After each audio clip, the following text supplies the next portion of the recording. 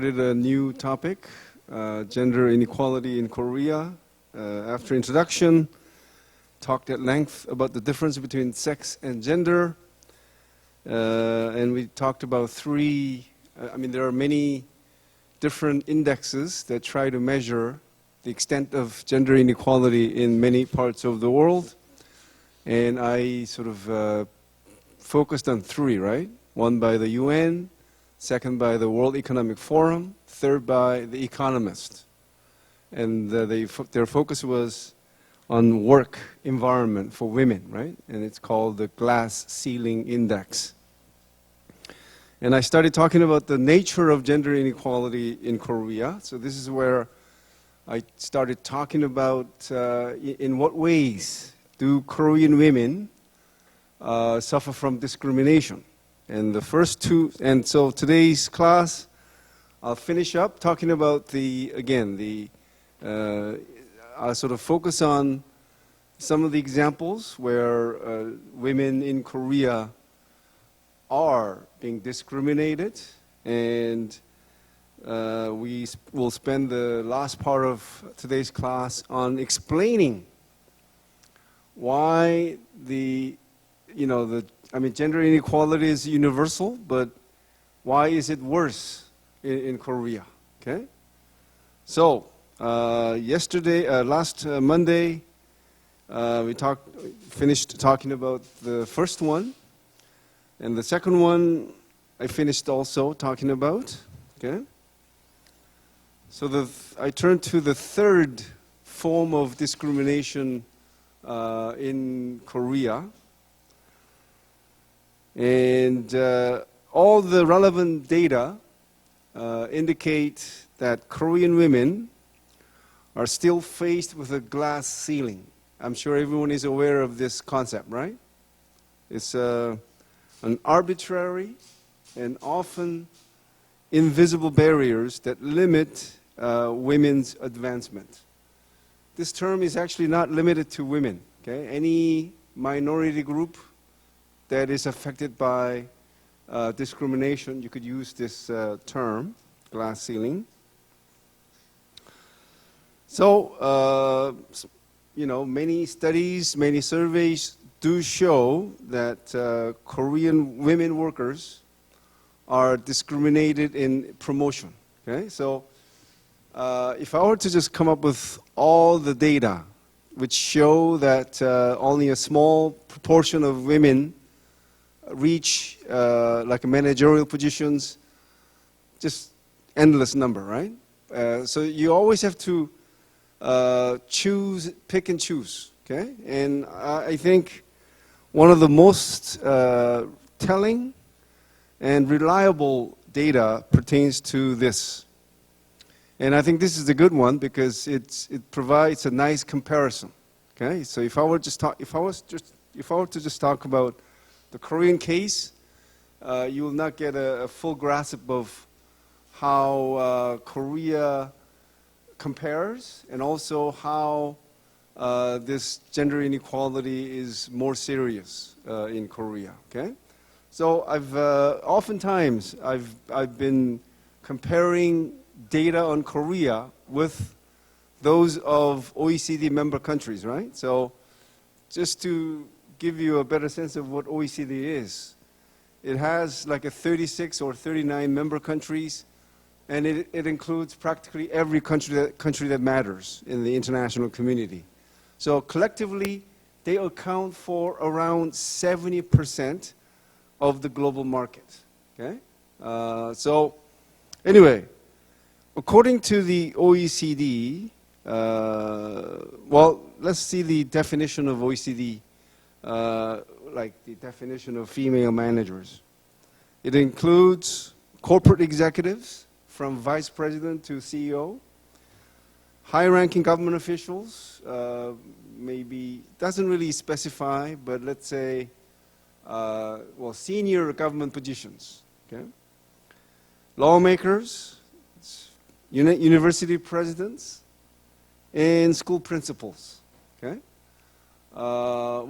you can find other data, for example, that just look at when they talk about managers, it could start from department manager up, or from director position up, right? But anyway, let's just go with the OECD definition, and let's how Korea fares. As of 2021, the percentage of female managers in Korea was 16.3%, and that's less than half of the OECD average. Okay? So that just gives you a good sense as to where Korea stands when it comes to proportion of women in managerial positions. Okay? And I'll give you a few more seconds. Okay? Well, Korea was not last. Japan was last. So thanks to Japan, Korea is second last. So here is a really nice graph. So Latvia, not, I guess, popularly known by too many people, but has the highest proportion of female managers with 45.9%, followed by countries like Sweden, Poland, USA, Australia. And OECD average is here at 33.7%. Korea in red shade, 16.3%. Japan, 13.2%. I'm not picking on Japan, but I'm really surprised by this because Japan, as you may know, has begun industrialization in the mid-1800s. That's why, at the time of World War II, it built, destroyers, it built planes. So it's a very, although it's an Asian country, it's more westernized than any other Asian country I know. But when it comes to this, I guess it shows you that even Japan cannot escape from the grips of Confucianism. As you know, Japan, along with China and Vietnam and Korea, of course, and Taiwan, representative Confucian cultures. Okay? But things have been improving in Korea. Using the same criteria, the proportion of female managers in Korea have been increasing. I have data from 2016, and it was back in 2016, 9.8%, but it's been steadily increasing, and as of 2021, 16.3% of female lawmaker managers in Korea happen to comprise of women.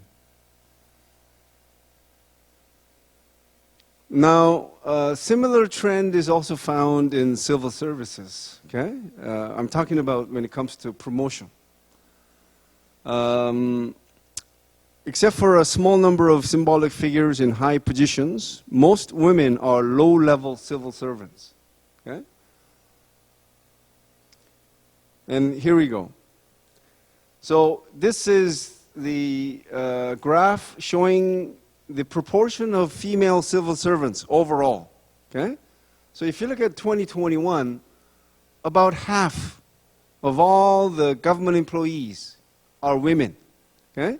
And I don't know about your country, but in Korea, we have civil servants graded from 9 to grade 1. Okay? So the grade 9, so when you pass the civil service examination, and you start at grade 9, okay? And you move up. Now, up to grade 5, it's pretty much automatic. After 10 years of service, you move on to grade 8, 20 years, grade 7. There is no discrimination because it is based on exam or sort of automatic evaluation. Now, why do we say that women are discriminated in civil service? Because From grade 4, it's based on sort of personal appointments. It's very subjective. Okay? That's where women are said to be discriminated. Okay? Because how could it be that, up to grade 7, it's almost half and half, but all of a sudden, from grade 4 up, the proportion of women fall very noticeably, right?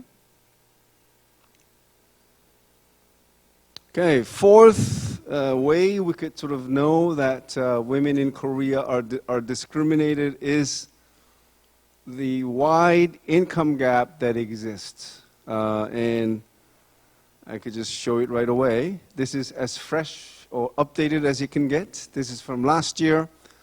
The gender gap pay gap in Korea was 31.1%, and it's the worst gap among the OECD countries. Okay? OECD average, for your information, was 12% difference. Okay? So here's a graph. So Korea right at the top, followed by Israel, Japan, and so on, but Belgium has the best record. Okay?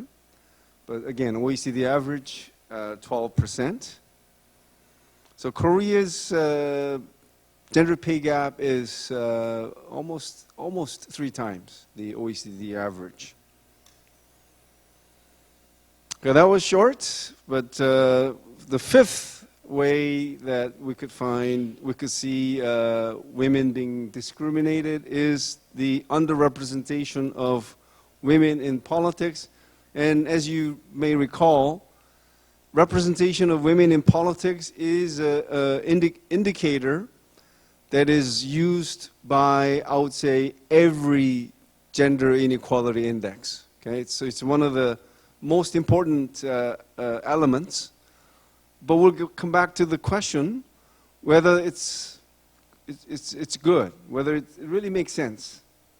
Again, I'll come back to this a little bit later, and I want to hear your point of view.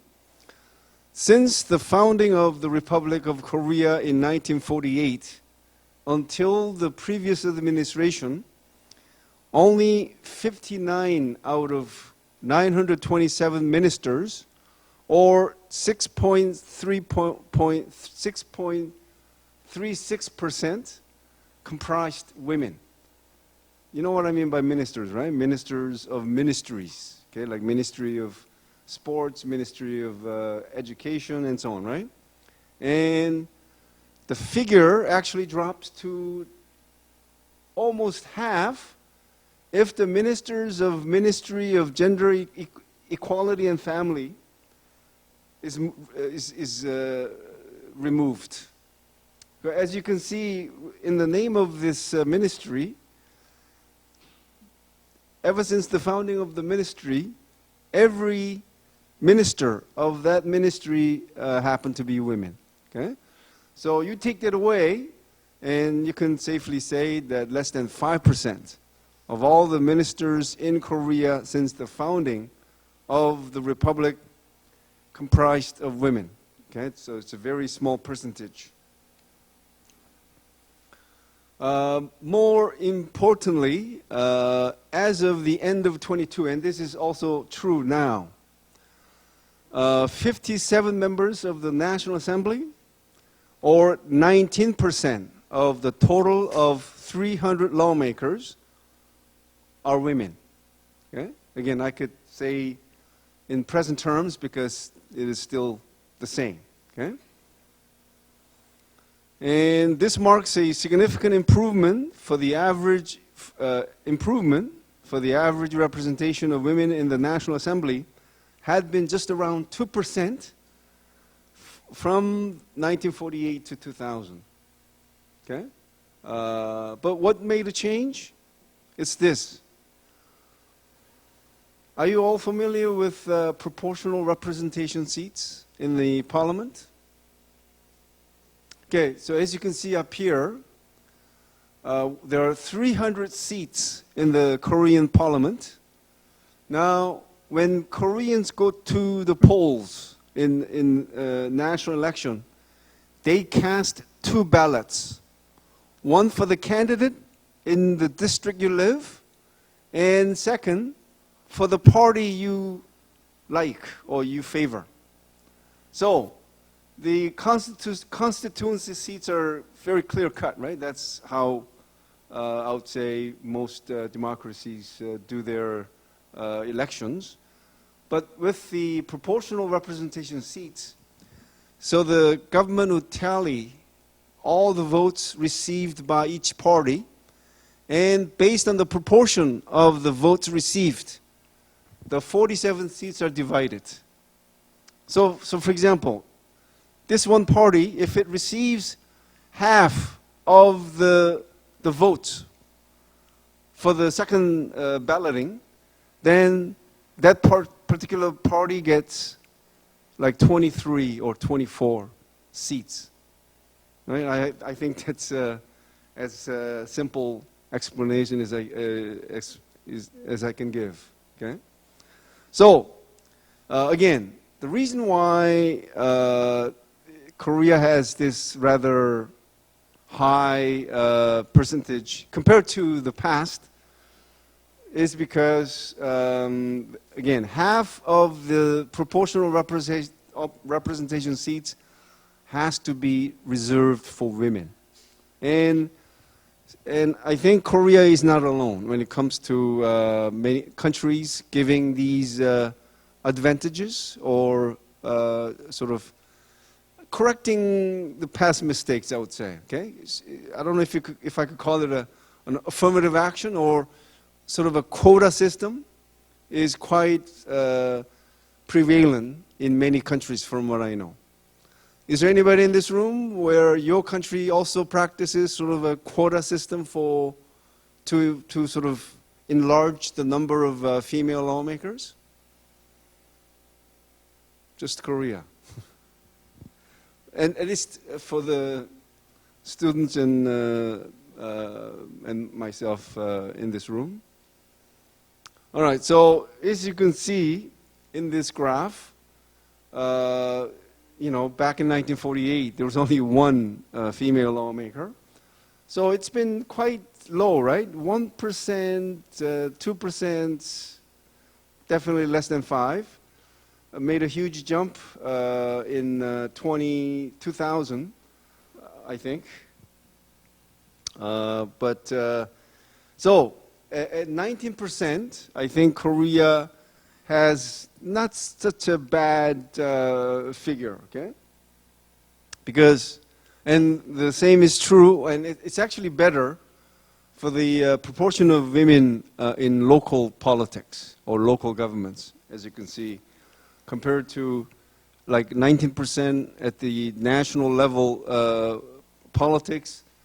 At the level of local governments, proportion of women who are representatives in local governments is about 1.5 times higher at 29.3% as of 2022. And for comparison, I think this is a really nice data to know. Again, this is from the Global Gender Gap Report from 2020 by the World Economic Forum. And the overall, globally, about 25% of parliamentary seats are taken by women. Okay? So compared to 25%, Korea's 19% is, again, relatively not bad. Okay, like in comparison, for example, in comparison to how Korea does when it comes to, you know, the proportion of women among new recruits and also in promotion, this is not bad. And when it comes to proportion of females in ministerial positions, globally it's 21%. Okay, and remember Korea was less than 7%, right? So not good. Now, when it comes to this is a proportion of countries that have ever had female head of state. Okay? And Korea, of course, in the last 50 years. So I'm sure you're surprised by this, right? As almost half of the countries in the world have had women as head of state or heads of state. Okay? And this shows you the number of years. Okay? So Bangladesh holds the world record where women was president for more than 23 years. Okay? Not one woman, but women. All right? Followed by India and Ireland, and next Iceland and the Philippines and so on. Okay? Well, I'll come back to this point with this question. Okay? And you could share your thoughts with the rest of the class, or at least in your free time, think about this question, whether what your thoughts are. Okay? So, yeah.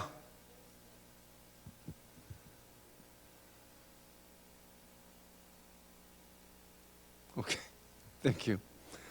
So is the following necessary condition for empowering women or for achieving greater gender equality? First, a woman being elected as head of state. Second, having a large number of females elected as lawmakers. Any thoughts?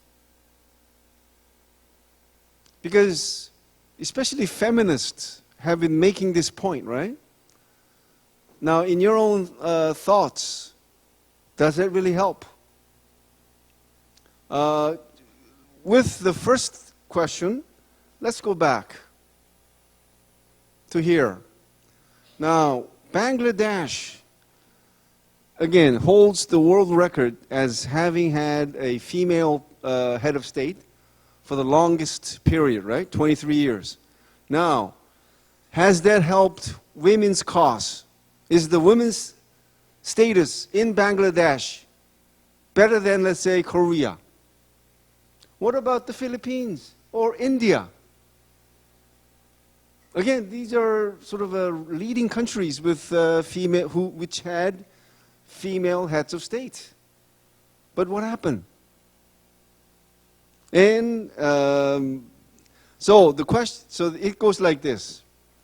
Let me ask you, I'm just playing a devil's advocate, okay? In your country, and I know what it is like in Korea, typical female lawmakers, do they come from a lower middle income class, or higher income class, typically? Higher. Now, do you think these women who come from well-to-do families have more things in common with men from well-to-do families or with women from lower socioeconomic background?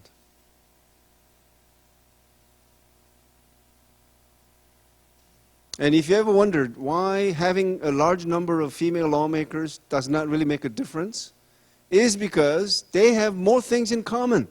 When I say more things in common, I'm also talking about their views about politics, about gender issues, whatever the case may be.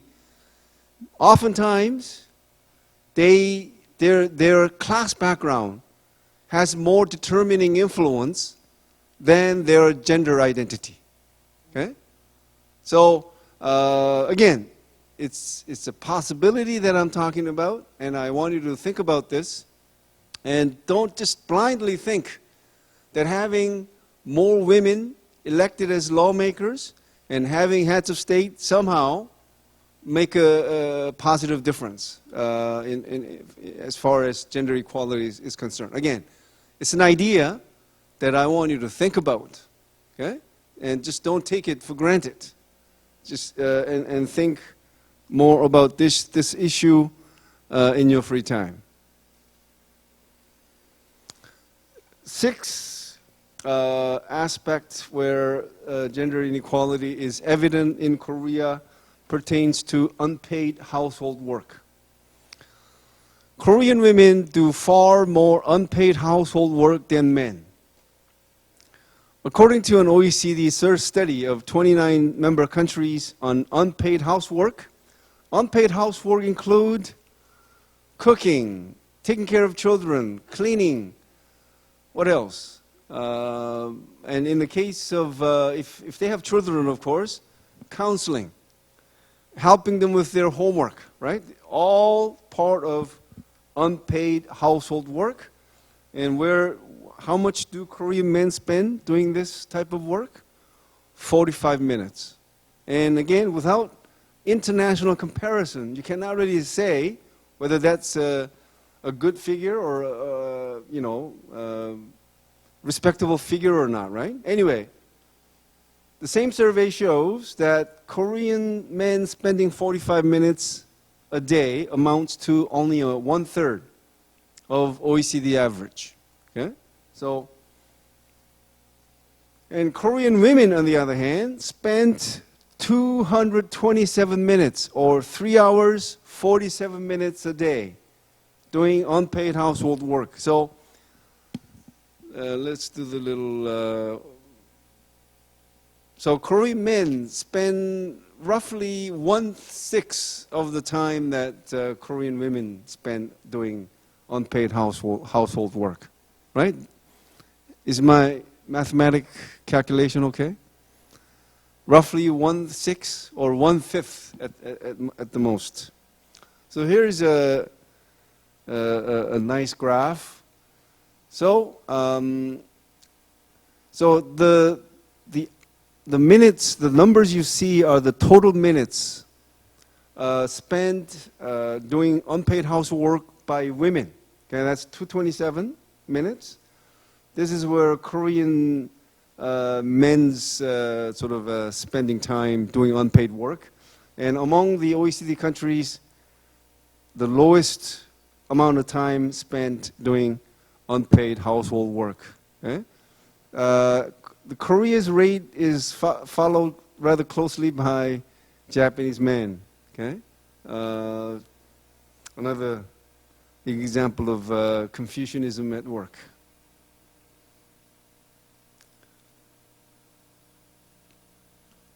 And similar trend is noticeable even for couples who both had full-time work outside the house. Korean wives who worked outside the house spent 129.5 minutes a day doing unpaid household work. Korean husbands, on the other hand, spent only 17.4 minutes. Some feminists argue that a true measure, one of the surest ways of measuring the extent of gender inequality is to look at the amount of time spent doing unpaid household work. And I think it's quite a persuasive argument. And so why is this unpaid household work something that is taken very seriously by feminists? It goes like this. Now, well, have you ever wondered why what women do at home is unpaid work? Well, you may know that in the history of humanity, before we settled down, formed families, and started to form communities, like first villages, and then we all migrated to urban centers and started to live in urban areas. For a long, long time, our ancestors lived as hunters and gatherers, okay? As you may have studied this in high school. Now, in hunting and gathering society, who did most of the work for subsistence, for gathering foods like vegetables, fruits, nuts? Who did the gathering? Women, right? Now, when women return from their ventures to collect fruits, vegetables, nuts, when they came home, when they came back, how were they received? Was there like a big festival, like a fanfare? It was taken for granted, right?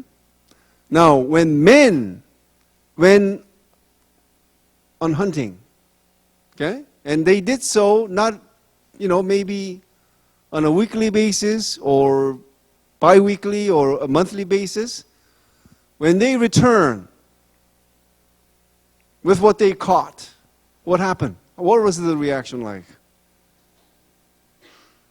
Whole party, the whole village, went into a festival mode.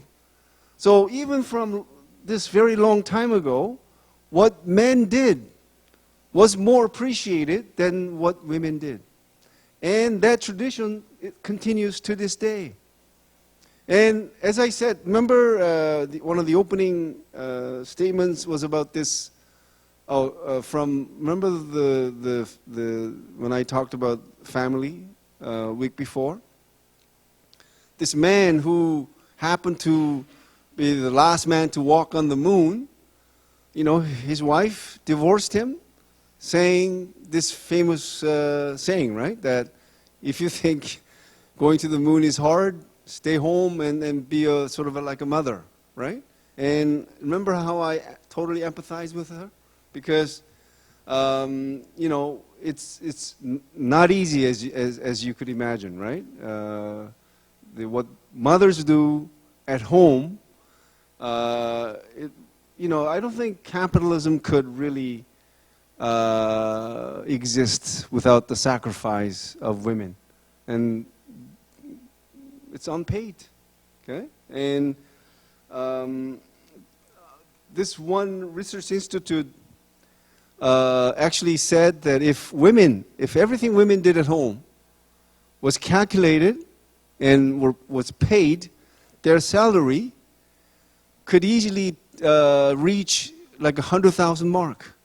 Okay, for each time they spend cleaning the house, preparing meals, counseling the children, helping children with homework, and everything else that women do. Again, as high as 100,000 salary. So it's without really trying to get into the specifics, the fact that that kind of idea surfaces means that what women do are seriously underappreciated and are taken for granted.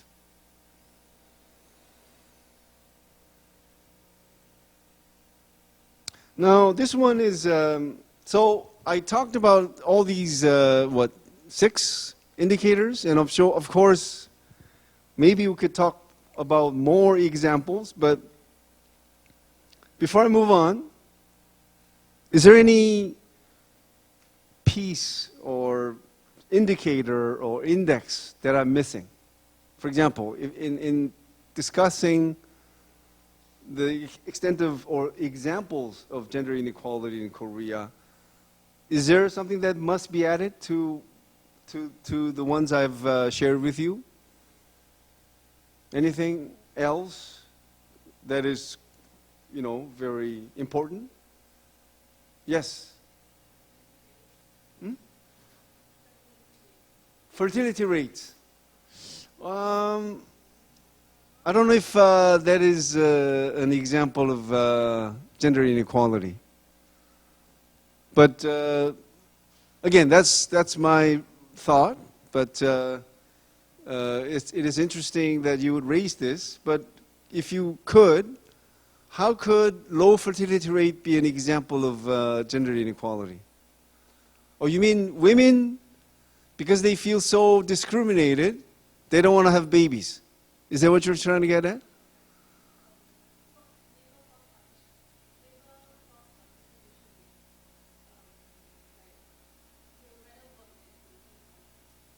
Oh, okay. So they would rather work than to give birth.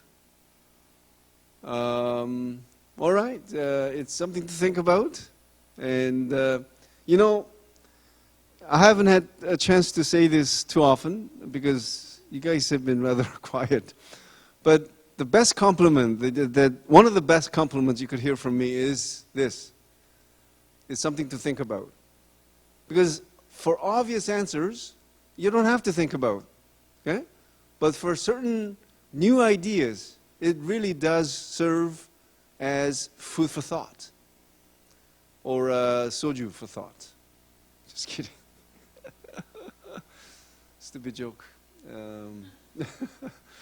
Any other? Go ahead. Look at like say portion of people what in charge of domestic violence versus accusation Accusations and of, domestic violence oh, domestic violence. and indicators like kind of gender specific crimes and kind of portion of charge versus portion of Mm, or like settled outside of court. okay. So I have something sort of related to what you just said, but gender-specific violence 좀 써줄래? 아니면은 sexual violence, like rape, right? So if we could find comparative sort of data, right? So if, for example, if violence against women is more frequent in Korea, that is an indication, right? That the gender inequality is worse in Korea than in other countries. But this, what I have to share with you is similar to that, but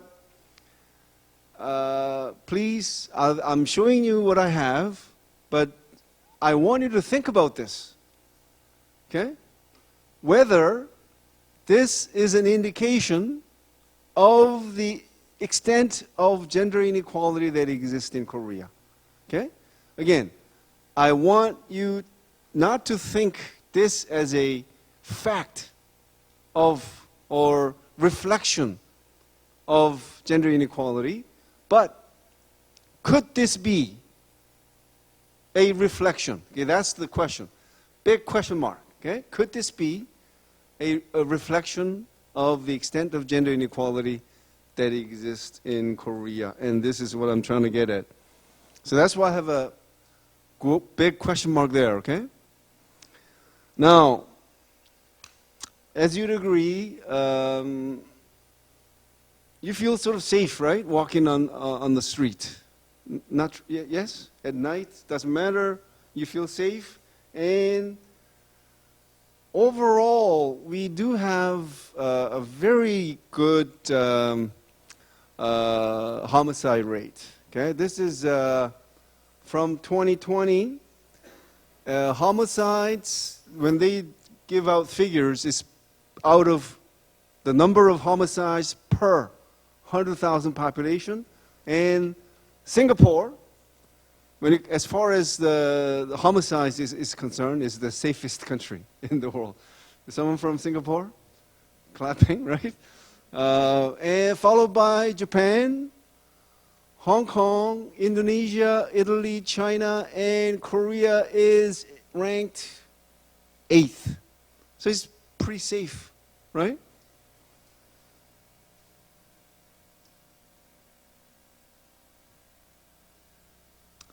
And you'll be shocked, as I was shocked by this, okay? So, despite the veneer of safety, Hong Kong, Japan, and Korea, all Confucian cultures, have the highest rate of female homicide victims in the world. When we say rate of female victims in homicides, we're talking about proportion. So if there are 100 homicide victims, if 50 happen to be females, that means 50%, right? Now, look at the following data. See, when you see these numbers, it's not really meaningful if you don't know the world average, right? Or the average of other countries, right? So again, these 3 countries are the only countries in the whole world where more than half of homicide victims comprise women. And see, before I saw the next slide, I was not shocked because, 50, it could happen, right? But look at this. The world average is only 21.3%. Okay? And for certain countries, here we go. Now you have a full picture. Okay? Now, are the data from these three countries shocking or not? Aren't you shocked? Again, the world average is only 21.3%. Okay, let me emphasize this again. World average is that only 21.3% of all homicide victims comprise women. But in Korea, that number is, so more than half, to be exact, 52.5% of all the homicide victims in Korea comprised women.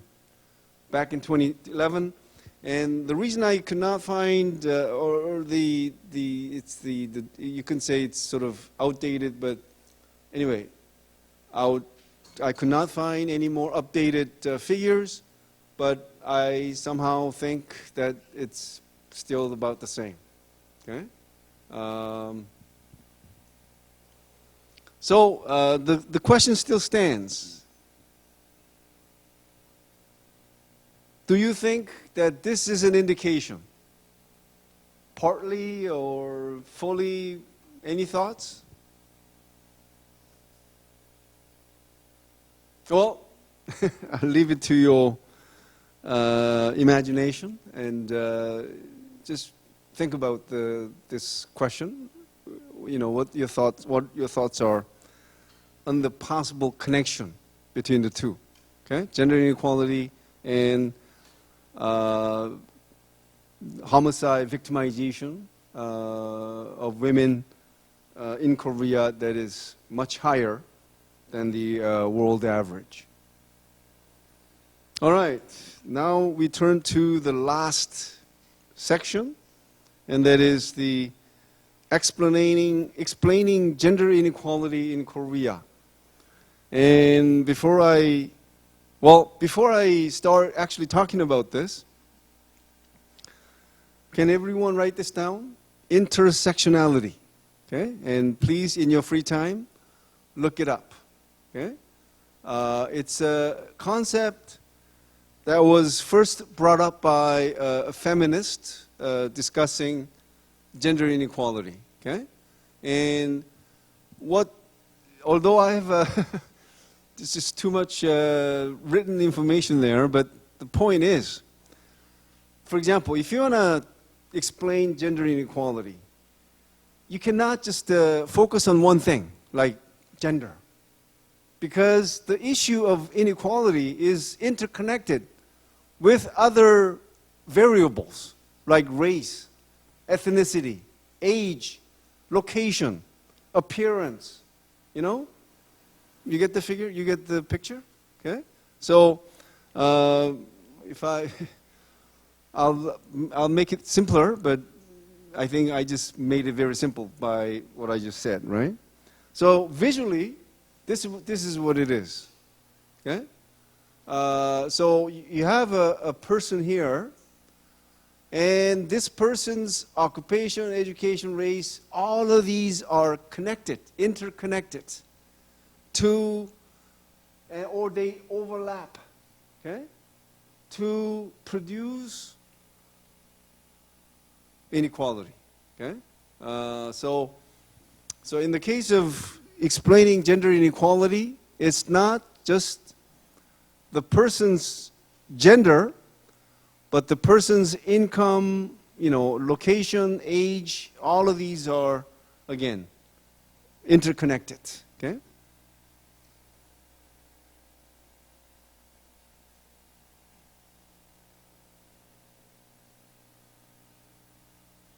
You get the picture, right? All right. Having said that, the question is, what are the cultural and social factors which account for the persistence of, I can only say extensive, but you can maybe say extreme, overt, whatever, gender inequality in Korea? Anyone with a thought?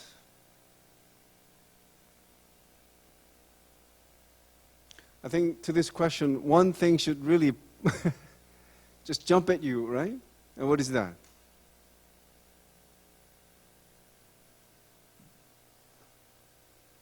Anyone?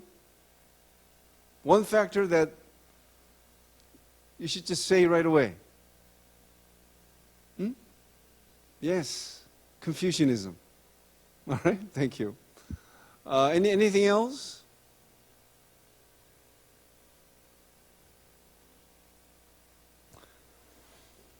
Okay, I don't know if I could finish this before the class is over, but if it will take another 10 minutes or so of next week's class, we'll do that, okay?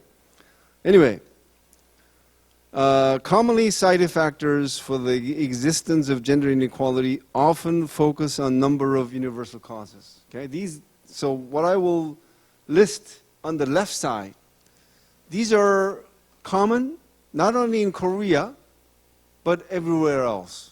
Okay? These are the factors that explain the existence of gender inequality all over the world. Okay? So that's why universal causes or universal factors. And they include physical sex differences, structural discrimination, gender socialization, gender stereotypes, lack of female roles, and underappreciation of women's work. These are, again, if you pick up a textbook on gender inequality, these will be identified as factors which explain gender inequality.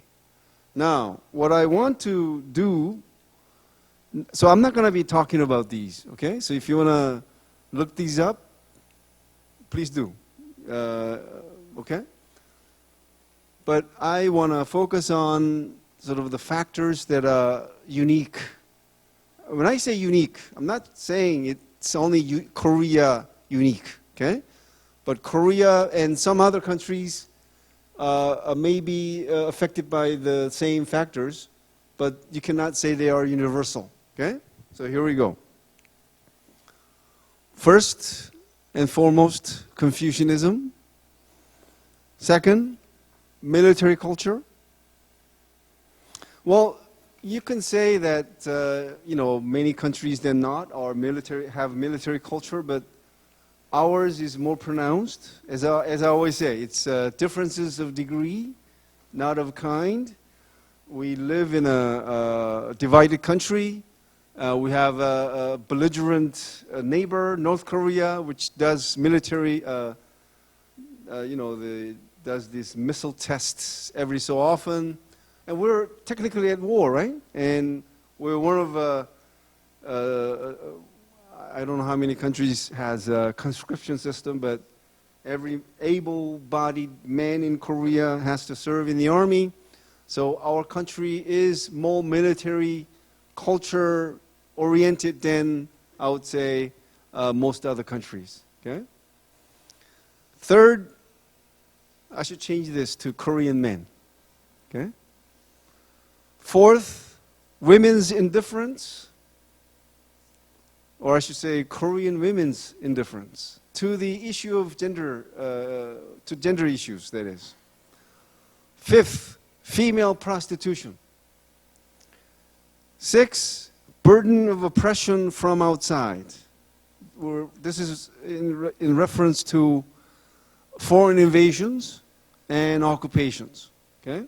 So, again, these are ideas I propose without saying that these are real answers, okay? So, from number 4 to 6, I want you to think about this as to whether they qualify as factors for explaining gender inequality in Korea. Again, okay? like the murder, homicide, greater homicide victimization of Korean women, these last three, I want you to think and assess, okay? And come to your own conclusion, okay? First, Confucianism. Oh my God, I'll be taking a long time talking about this because I think you have this vague idea, right? That Confucianism is intimately connected to sexism, right? That it does explain sort of male dominance, not only in Korea, but in other Confucian societies. So from this class, I hope you have a fuller grasp of how and why Confucianism is associated with male dominance. Okay? Here we go. And I'll go slow. Okay? Confucianism, as everyone knows, is a socio-political philosophy. Okay? And it originated in China. Okay? And it has affected not only, of course, China is where Confucianism originated, but it came to influence Korea, Japan, and Vietnam. Okay, so Confucian cultures include these four countries, and I'm not gonna get into any arguments controversies, but let's say Singapore, Taiwan, and I don't know if I could, say Hong Kong as a separate territory because it's no longer a separate territory, right? So anyway, these are all Confucian cultures, and what's different is that I think Joseon Dynasty, Korea is the only country which adopted Confucianism as the national ideology. Okay?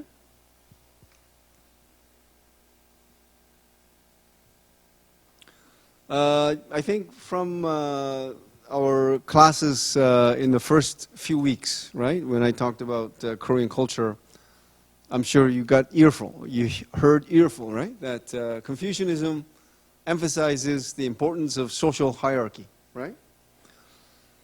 And this hierarchy is illustrated through the 5 relationships. And you could also refer to the first textbook to get a better sense of what I'm trying to say. So there are these 5 relationships, ruler and ruled, father and son, husband and wife, elder brother and younger brother, and friend. So, of course, in human society, there are other relationships too. But these were considered to be the most important ones by Confucius. Okay? And each relationship was also defined by a governing principle. Okay? And that information will also be found in your textbook. Anyway, the 3 bonds. So you have 5 relationships, and then there are these 3 bonds. Okay? Ruler over the ruled, father over the son, and the husband over the wife. Okay? And these 3 bonds were also singled out as being more important than others. Okay? And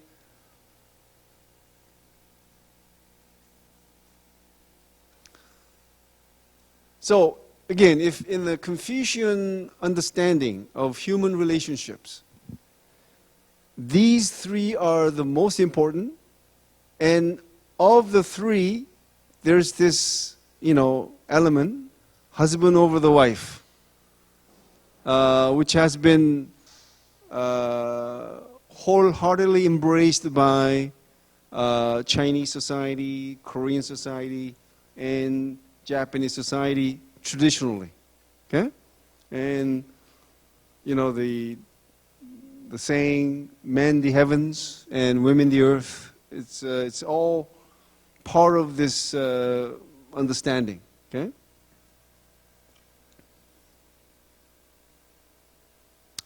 Another key teaching in Confucian literature that directly influences the subjugation of women are the 3 obedience and the 4 virtues, guidelines that describe how a woman should behave in society.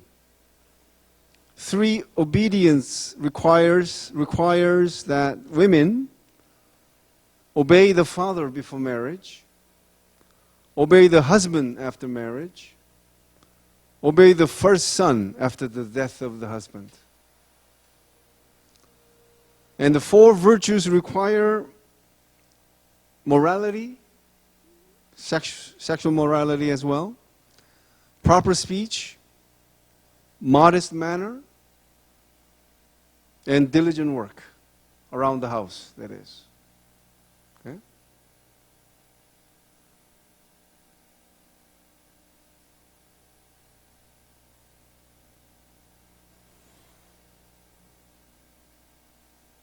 The Joseon dynasty also saw a particular shift in gender roles as society transitioned from Buddhist to Confucian ideals. We're sort of jumping ahead, but in the previous dynasty, semi or pseudo state religion was Buddhism.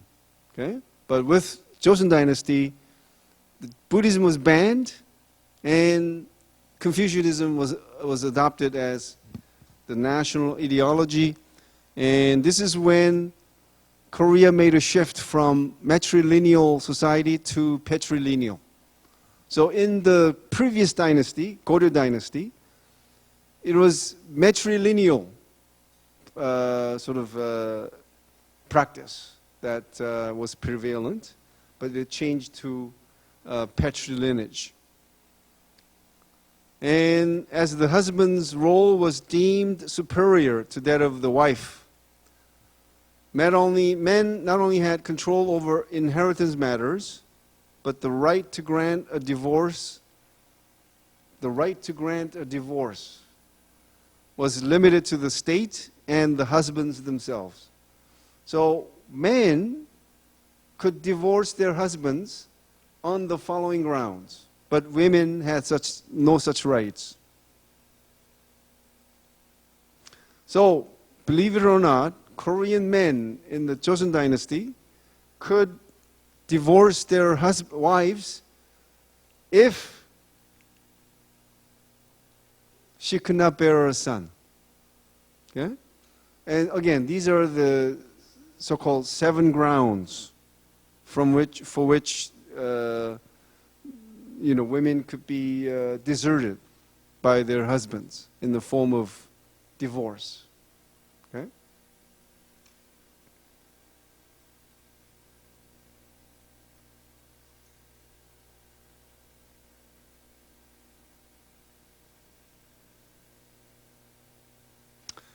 Marriage practices themselves strip women of power.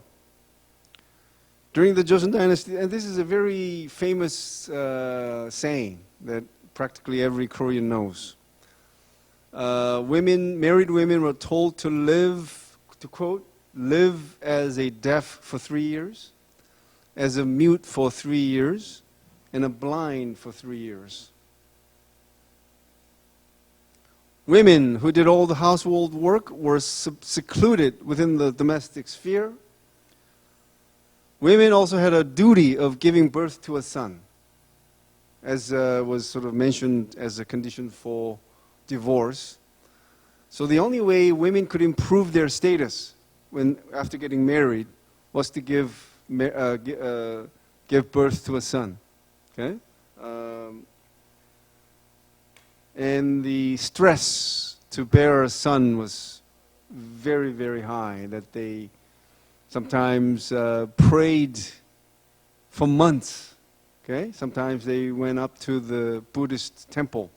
Although it was banned, they still went up there to pray. And if you sort of go visit like temples in the countryside, And if you see a stone Buddha statues on the ground, you'll notice that all of their noses are missing. Because there was a traditional belief that if you eat or drink the ground stone nose of a Buddha statue, that could lead to a pregnancy of sons. Okay? Because the nose was a sort of a phallic symbol, right? And again, at least for fun, I have observed, and every nose is missing. Okay, that's how desperate women were to bear a son. If you understand this, you would, get an understanding, right? Of not only, if you don't bear a son, you not only are you deprived of improved status in the family, but you could also get divorced. So you can see how having a son was a matter of almost life and death for Korean women during the Joseon dynasty. Marriage practices during the Joseon dynasty also greatly idealized femininity, and motherhood, which is still evident in school precepts or mottos of some of the girls' middle schools and girls' high schools in Korea. And you won't believe this, that we still have these mottos. So if you walk into these girls' middle schools and girls' high schools, I'm talking about the headquarters. Okay, you walk in, first thing you see is the large frame with the school mottos, right? And you will see this still in place. So I've translated these into English for you. So at this particular school of, again, girls' school, okay? Lucid mind, virtuous conduct, beautiful body. Girls' schools. This purity or virginity. Obedient daughter, benevolent mother. Forgive, endure, help, sacrifice. Do you think this will be found in boys' schools? Okay? And other mottos of girls' schools include sincerity, cooperation, philanthropy, self-reliance, service, modesty, respect, piety. Let's be real women. Let's be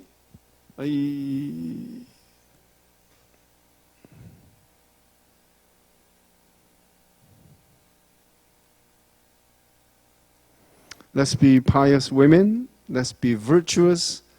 Let's become a true mother of the Korean people.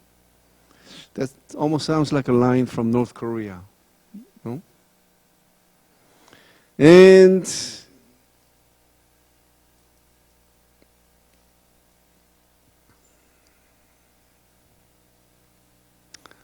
you've all seen this, right? It's the highest currency, like note, in Korea. And it features this woman. And her name is Shin Saim-dang. And you know why she was mired in controversy? Again, the government wanted to do something for gender equality. Okay? But of all the women in Korean history, they had to choose this woman. And why were feminists irritated? Because she's an idealized woman, venerated as a perfect mother and perfect wife. Okay? And again, the government wanted to put a woman from Korean history to redress this, the extensive gender inequality in Korea somehow, symbolically at least. And the person they came up with was this a woman who is idealized as a perfect wife and a perfect mother. Okay? So this is another indication that we have some way to go to achieve true gender equality. Okay? Okay, that was rather long. First factor. Second factor is military culture. Anybody who comes from a country where military conscription is a must for men? May I ask? Finland. For how long? For both genders? Only men. And what country? Oh, Finland. Austria. Wow, for both men and women? Only for men. Anyone on this side? Singapore? Just men? 10 months. 2 years. Just men?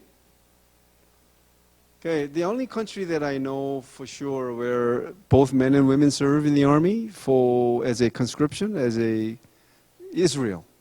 Okay?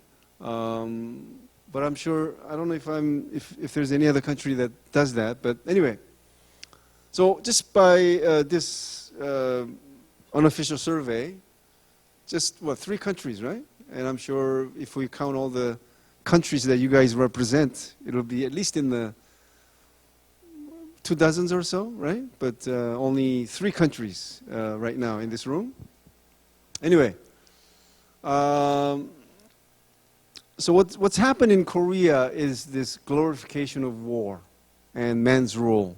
Okay, so as you may know, the Korean War, which took place between 1950 and 1953, resulted in millions of casualties. It's one of the most gruesome military events in modern history, but it is glorified as a war that preserved democracy in South Korea. Okay? As you know, North Korea attacked communist North Korea with the help of the Soviet Union, invaded South Korea, and South Korea was on the verge of being completely taken over before the UN intervened. But anyway, what has happened since then is that in Korean textbooks, Korean novels, movies, dramas, and also scholarly publications, by intention and by default, they have portrayed Korean men as heroes, okay, who sacrificed the most, okay, and who played the most important role in, again, preserving Korean democracy, okay? And male-only conscription, past and present, has also created a sense of superiority and camaraderie among men. You know, it is said that when company employees go out for a company dinner, eventually men start talking about their military service experience. Almost sometimes in a way to sort of keep women out of the conversation. I don't think they do this intentionally, but it does so happen quite frequently. Well, all able-bodied Korean men aged between 18 and 28 are required to serve in the military for at least 18 months. That's how long they have to serve in the army. But like 30, 40 years ago, it was as long as 4 years, believe it or not, right? Mandatory service, military service for men are equated with, by men, sort of a sacred obligation, okay? And many political leaders have jumped on the bandwagon and have masculinized and militarized Korean culture by inculcating masculine pride in the practice of military service. So military service is sort of made to be something other, is bigger than a simple 18 months being stuck somewhere carrying out military duties. It became something else, something more, okay, by Korean politicians, okay? And so I put some fancy words there, right? Masculinized and also militarized Korean culture. Women, on the other hand, are often perceived as having an easier life because they are exempt from this duty. Okay? A view among some Korean men that Korean women are free riders. Okay? Again, among some men, many Korean men actually want Korean women to be subjected to the same military service. Okay? And I have a survey data to prove that. From this 2018 survey, you can see that 72% of the respondents felt that male-only conscription is a form of gender discrimination. Anyone who thinks the same?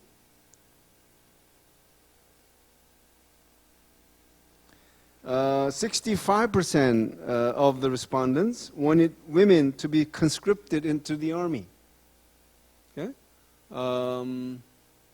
It's really something to think about. Okay, I'm not in favor of either argument, and this is a very powerful argument, right? That male-only conscription, could that be a form of discrimination against men?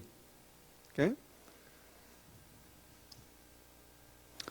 And I'm gonna just finish today's class by after talking about this controversy over military service incentive. The divide between Korean women and men over the military service has worsened due to a constitutional court ruling in 1999. In the past, I'm talking about prior to 1999, the country gave additional points in civil service recruitment to those who completed their military service.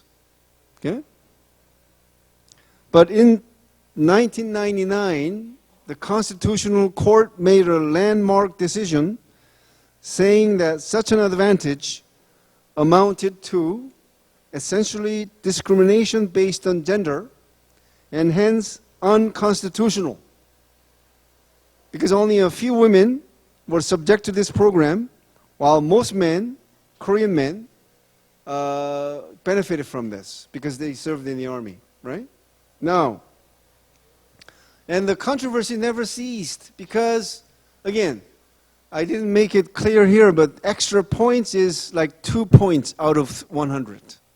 So you may say that's too much or too little, whatever the case may be, that was taken away. But this controversy has never disappeared because every so often, a lawmaker would draft a new bill, try to bring back this law, and not only for civil service but for all employment. Okay, and it's something if I maybe I'm sure you have your own opinions about this, right? Anyway, as a result of the constitutional ruling, although it happened more than a decade ago, no, more than 2 decades ago, there is said to be a strong view among many Korean men who completed military service that they are being stepped on. Not only do they think they are being stepped on by the authorities, they also feel that they are being stepped on by women. They feel that the rights of women have improved tremendously while theirs remained stagnant. The biggest bitterness is set to arise from the fact that while men in the late teens and 20s finally land a job after completing their military service, women have already been working and earning money. Okay? So such view is also widely shared in internet communities among men. Okay? So this is the last point. That's why there is an increasing call for a change in the current conscription system to encompass both men and women to serve in the military like for a year rather than 18 months. So it's something to think about. Thank you.